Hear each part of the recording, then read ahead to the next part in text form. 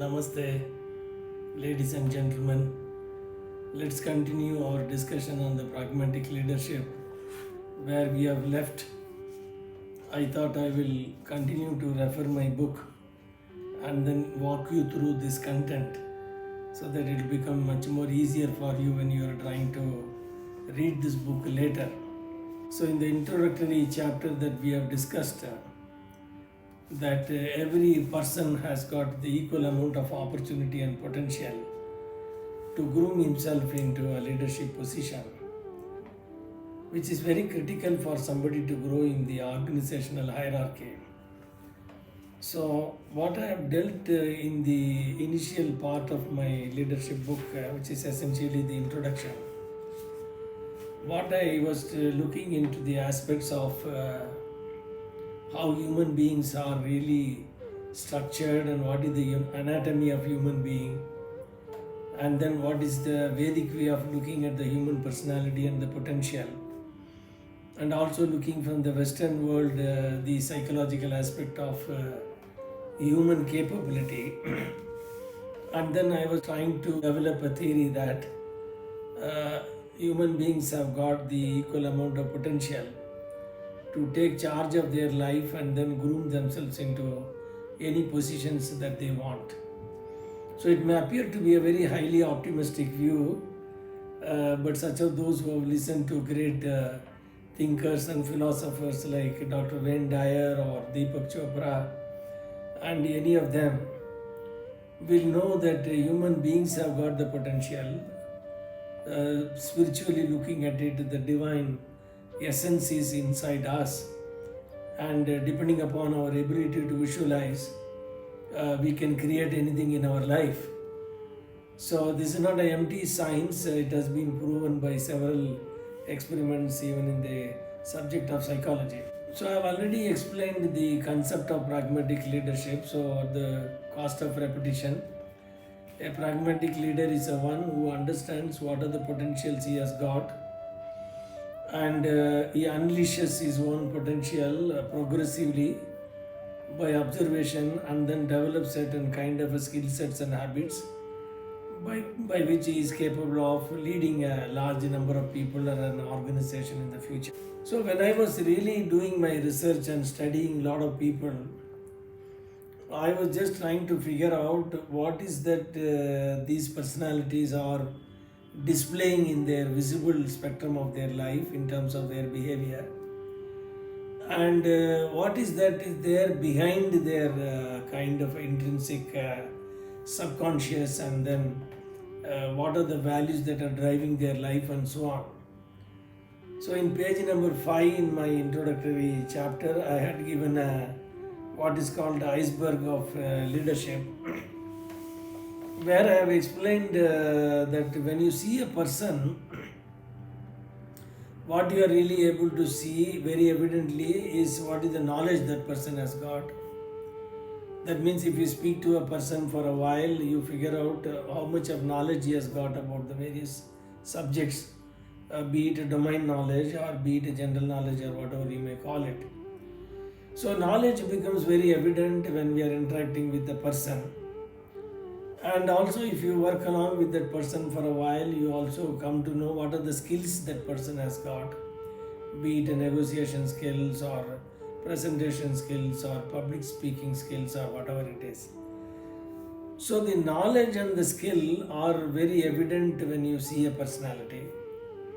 But there is something which is visible, which is very difficult to find out because that requires a much more different kind of visualization to find out where the person is coming from. One of the hidden part of human being is the values. That means what is the value that is driving their life? Are they valuing something which is very selfish in nature? Or they are valuing something which is a larger purpose, and so on and so forth. So going forward in some of the future sessions, I would like to talk about what do you mean by values. Values are nothing but what is important to you in your life. You have to make it very simple and easy to understand. For some people, money is the most important part of their life. That means they will take all decisions based on the money. For some people, the family is the value for them. That means all decisions will be driven by the assumption that whether the family interests are taken care and so on and so forth.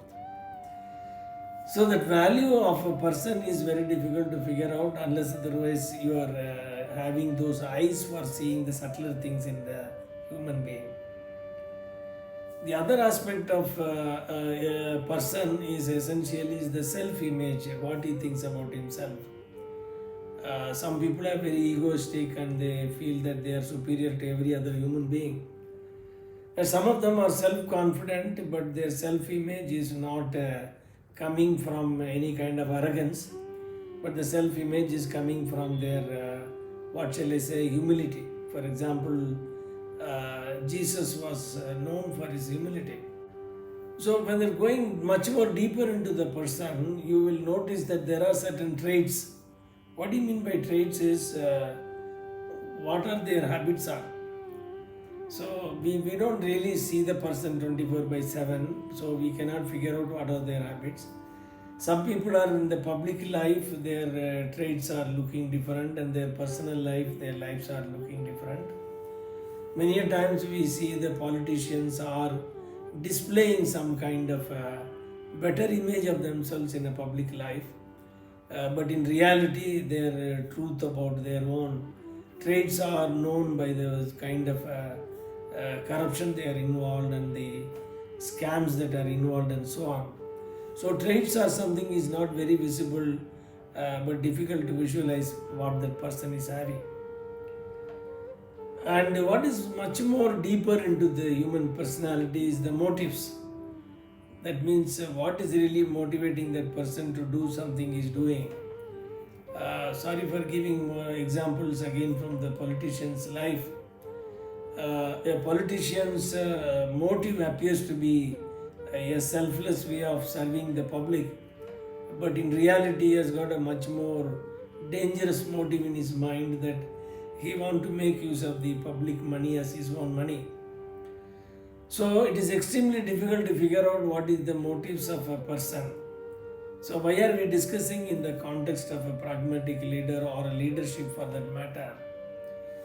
Such of those who are really led the humanity and then created a big transformation for the entire mankind, or the people who have got a much more highly valuable, highly service oriented kind of a mindset. That means they are the people who have gone beyond their domain of what I called it as a circle of concern. So they have gone into the circle of influence, which I spoke about some time back. So what is important here is to understand that in the introductory part of our personality development, to become a pragmatic leader, it is very important to understand not the surface level aspects of a person. We need to go deeper into the unconscious part of the human being's intrinsic values. So this is what I discussed in my introductory chapter, which will give you some more deeper perspective when you read them. So in other words, we can't judge a person based on his exterior kind of disposition, but it is extremely important to get into the deeper aspects of the human being to groom themselves into great leaders. So there are many other things I have discussed in my introductory chapter, which is essentially about the maturity continuum. So I will give you a quick perspective of what do you mean by maturity continuum is.